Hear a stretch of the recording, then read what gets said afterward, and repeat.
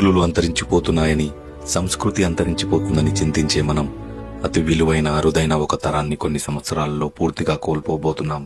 మన మూలాలు పల్లెలే అని, ఉన్న ఊరికి ఏదో చేయాలని భావించి ఆ తరం కోల్పోయి ఏముందులే డడ్డీ విలేజ్ లో అనుకునే కొత్త తరం వైపు అడుగులు వేస్తున్నాం.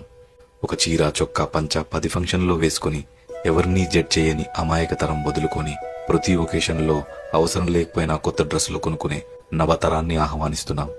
గొడుగులు, బిందెలు, ఆఖరికి చెప్పులు పాడైనా బాగు చేసుకునే తత్వం తెలిసిన తరాన్ని వెళ్లిపోయి ఒక్కసారి నొక్కి పని చేయకపోతే కొత్తది కొనుక్కునే బలుపు తరాన్ని రమ్మంటున్నాం. లావైనప్పుడు కుట్టు విప్పి, సన్నబడ్డప్పుడు కుట్టు వేసి బట్టలు వాడే తరం నుంచి మంచుకున్న బట్టల్ని ఎక్కడెక్కడో చించుకునే వింత తరంలోకి వచ్చేస్తున్నాం. డబ్బులంటే సంతోషమని, కుటుంబం అంటే బాధ్యతని భావించే మంచి తరం వెళ్లిపోయి పిల్లలంటే ఖర్చని, భాగస్వామి అంటే భారమని భావించే తరానికి నాంది పలుకుతున్నాం.